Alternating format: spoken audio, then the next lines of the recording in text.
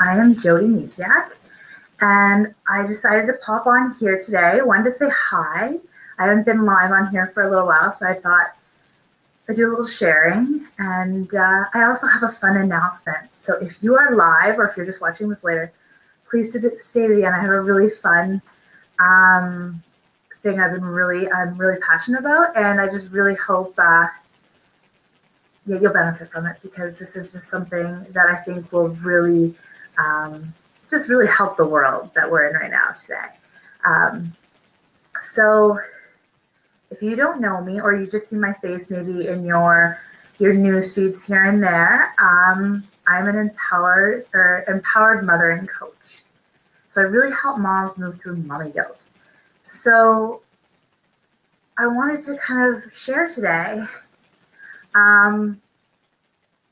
what that really means, or like how to really own your power, how to get out of that guilt and really just live that amazing life that you've always been wanting, and to really just really empower your children and break the cycle that we've been living in. And I'll share a little bit more, but to really show you the journey, I'd love to share a little bit of my story. And it started with even just way back when I was a kid. I can't even remember how young I was when I started making lists of guys I liked. I remember, if I can go find my journals at my parents' house, I have a list of 9 guys at sometimes that I was obsessed with guys. I just constantly were looking to, I didn't even know most of them. And then as it got older, I just got more obsessed. I would latch onto, like, maybe not at 9. It would be a couple, or I'd have one that I'd really obsess about, but I also had more. And I never dated any of them, because why would anybody date somebody that was obsessed? And then I actually liked somebody, if you can call it that, for 8 years. Off and on, like there was other things in between, but 8 years. That was such a waste of energy. Can you imagine what I could do at that time? So as I go on, and in my 20s, I finally had a boyfriend. And obviously that didn't last very long, because my self-esteem was low. I was always picking fights, trying to have him prove his love, because I was on this search for love. If I had a man, I would be worthy enough. Does this story sound any familiar? Maybe it doesn't. Maybe it does. But I was on this really unhealthy path of searching for something outside of me. And after this breakup, it really tore my world apart. And I started really searching books. And at first, it started with healing my heart. And I thought it was from the breakup that I was healing my heart. Turns out it was healing my heart, my soul, from my childhood, from that lacking of really loving myself. So I went on this journey. So just under a year, I really had a moment where I was like, oh my goodness, like, I am enough. I don't need a man. I am enough as I am. Isn't that amazing? Like, to feel that.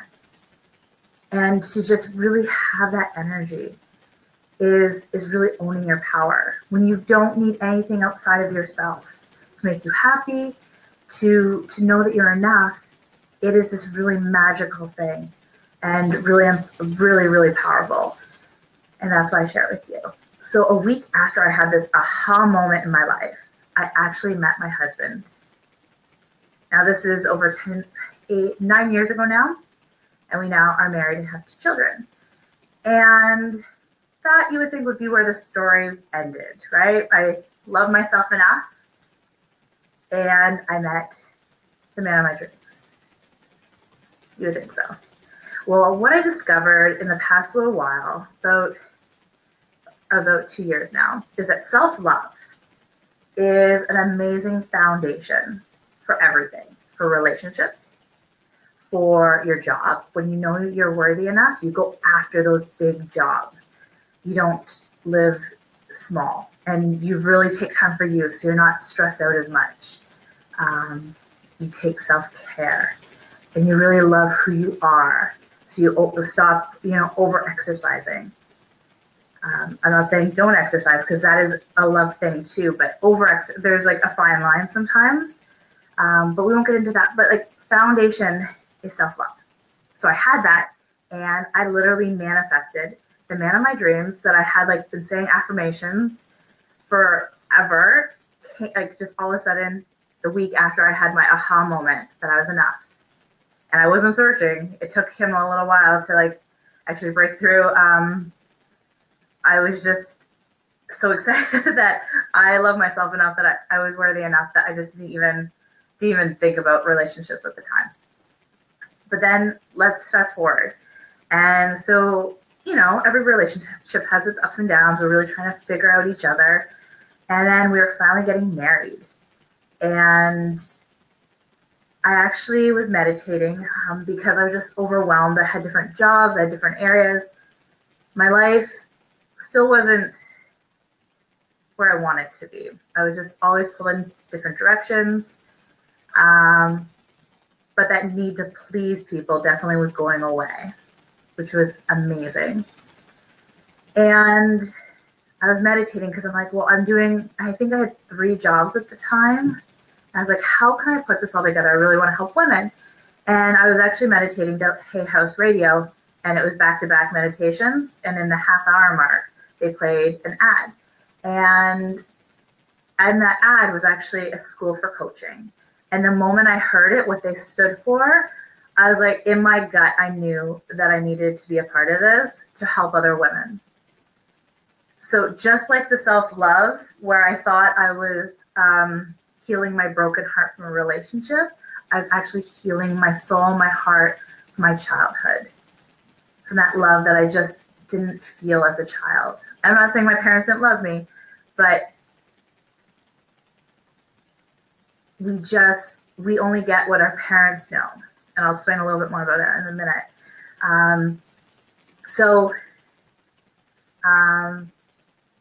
I found this school and I signed up because I'm like, I want to help other people. I knew in my gut that's what I wanted. Well, it turned out when I did it, the school was more than just for coaching. Like, they really wanted to make sure you were empowered before graduating. And I really resisted it. I thought, I don't need that part. I am really good. Well, in fact, I was actually in denial. I was in denial that I thought I was just, good. Other than the fact that my life itself wasn't really showing me that I was in that place of empowerment. So I was in denial, like deep, deep denial. And throughout that journey, I finally broke through the denial. And when I finally did the work, it was just a really empowering thing. So I moved through the guilt and apathy and fear and really just owned my power. And it's really magical. And I'm so grateful for that experience. Even though I signed up just to help other women, it has been a huge eye-opener for me. So I actually signed up when I was pregnant with my daughter. I wasn't quite sure yet. We discovered, I think, a week or 2 later that we were pregnant. It wasn't a surprise to us because that's what we planned, but it was right in that moment. And I'm so grateful it happened in that moment, because I was through a decent amount of my schooling, and I even, I've finished obviously now, and I am so grateful I did, because I've learned so much about motherhood and where I want to be. And this brings up the announcement I have. So just hang in tight. I'm almost there, guys. I am so passionate about helping empower children, because when we don't feel loved as a child, it really brings us to where we are today. And it's that journey. Now, I don't regret my childhood at all. I don't want anything to be different, because I want to be the person I am today. However, children don't have to go through that. They can they can learn other things throughout their adulthood. And I'm really, really passionate. And where does it start? It starts with us They're moms. They're influencers. I love my mom to pieces. And there was a moment when I was upset about that I didn't feel the love that I wanted or needed as a child. But I moved past that because I realized that she could only teach me what she was taught. And then her parents could only teach her what they were taught. And it's this vicious cycle, this cycle of feeling guilty of not having a clean house, guilty of going to work because you need to pay the bills, guilty that you are staying home and you're not making money. We're just guilt and guilt and guilt, and we just really need to break the cycle of feeling guilty about whatever it is you're feeling guilty about. And we as women, we as moms, it's in our DNA, and we just really need to break it. And it really starts with us.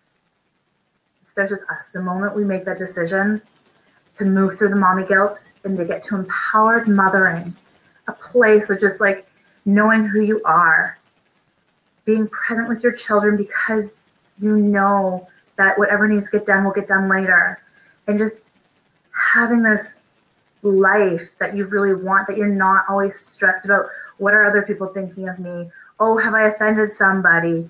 Oh, this and that. Like, what are people thinking about me if I do this? Or I'm not a good mom because I do this.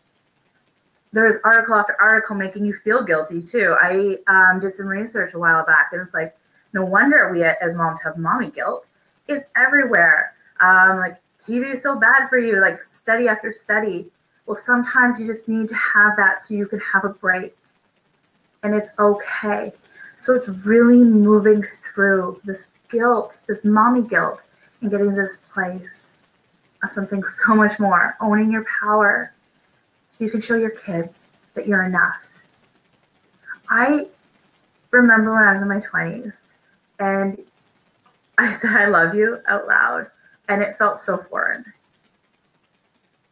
And I remember in grade school, I think it was grade 7 or 8, and a friend of mine hugged me, and I was like, what is going on? We didn't have the super, physical, affectionate family that others have, and that's okay. That's what my family has. Like, we've definitely shifted. I'm a big hugger now. And I say I love you to my kids every day, from the bottom of my heart. But it's knowing who you are. And when you know who you are, you can move forward. And getting through that mommy guilt is the first step to really just going up there and making the magic happen.